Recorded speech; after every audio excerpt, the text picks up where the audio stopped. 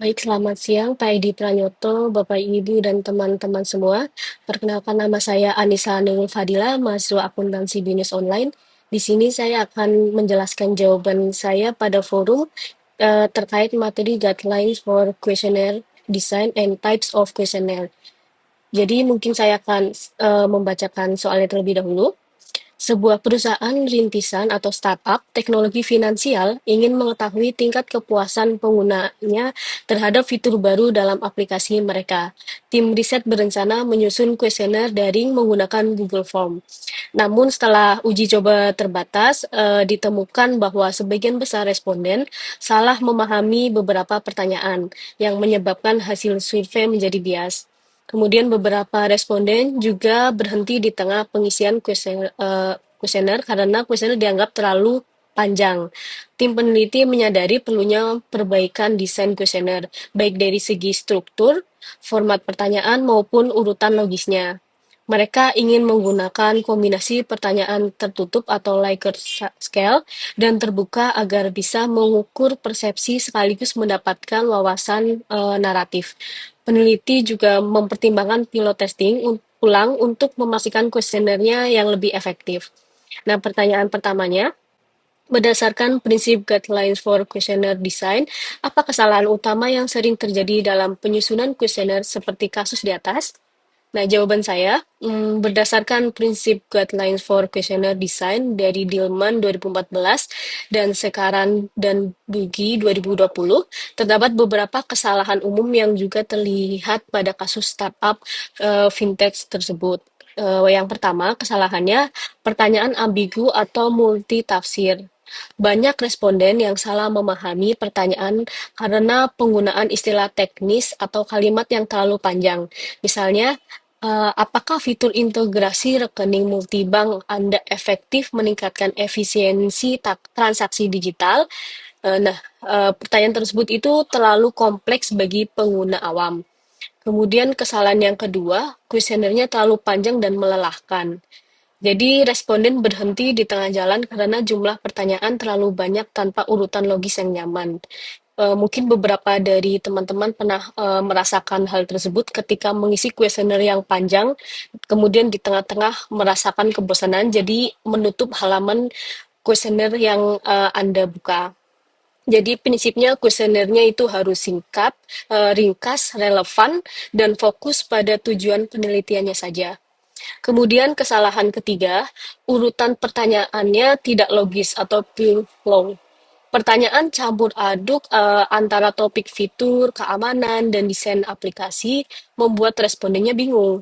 Padahal menurut teori, urutan idealnya dimulai dari pertanyaan umum, spesifik, kemudian yang sensitif atau funnel approach. Jadi tidak bercampur-campur topik-topiknya kemana-mana. Kemudian kesalahan yang keempat, format pertanyaannya tidak konsisten. Nah, dalam kasus tersebut misalnya dalam skala Likert yang berubah dari 1 sampai 5 ke 1 sampai 7 tanpa penjelasan atau pilihan jawaban yang tidak seimbang. Hal ini menyebabkan kebingungan dan meningkatkan respon bias. Kesimpulannya dari yang saya jabarkan tadi, kesalahan utama terletak pada ambiguitas pertanyaan, panjang kuesioner, dan struktur yang tidak sistematis. Nah, ketiganya menyebabkan data menjadi bias dan tidak valid. Kemudian, pertanyaan yang kedua, bagaimana kombinasi antara close-ended and open-ended question dapat meningkatkan kualitas data dalam penelitian kuantitatif? Nah, jawaban saya, dengan menggabungkan close-ended and open-ended question adalah strategi ideal dalam penelitian kuantitatif yang bersifat eksploratif. Nah, pertanyaan tertutupnya seperti Likert scale, pilihan ganda, ya atau tidak, itu akan memudahkan analisis statistik dan perbandingan antar responden. Contohnya, seberapa puas Anda dengan fitur pembayaran otomatis? Nah, 1 itu sangat tidak puas, kemudian 5 sangat puas. Kemudian terkait pertanyaan terbuka, seperti naratif, opini, dan saran, itu akan memberikan insight kualitatif untuk memahami alasan di balik angka skor. Contohnya, apa saran Anda untuk meningkatkan fitur pembayaran otomatis? Nah, Kemudian, dengan kombinasi ini memungkinkan peneliti akan mengukur persepsi kuantitatif secara objektif. Kemudian, selain itu juga akan menangkap konteks dan alasan subjektif dari responden. Selain itu juga akan melakukan triangulasi internal antara data numerik dan narasi responden. Nanti hasilnya data menjadi lebih kaya, interpretasi lebih mendalam, dan rekomendasi lebih relevan dengan pengalaman pengguna nyatanya. Kemudian pertanyaan yang ketiga, jelaskan peran pilot testing dan bagaimana hasilnya dapat digunakan untuk menyempurnakan desain kuesioner sebelum disebarkan secara luas. Nah, jawaban dari saya, dari yang saya baca, pilot testing adalah tahap uji coba terhadap kuesioner sebelum disebarkan secara luas. Tujuannya adalah menguji validitas, reliabilitas, dan kejelasan instrumen. Kemudian, peran pentingnya, ada beberapa peran penting. Yang pertama, dapat mengidentifikasi kelemahan desain. Hal ini dapat menemukan pertanyaan yang tidak dipahami atau terlalu sulit. Kemudian yang kedua, mengukur durasi pengisian, karena akan memastikan kuesioner tidak terlalu panjang atau membosankan. Kemudian yang ketiga, menguji alur logika dan tampilan. Apakah urutan pertanyaannya logis dan menarik secara visual. Dan yang terakhir, meningkatkan validitas isi atau content validity.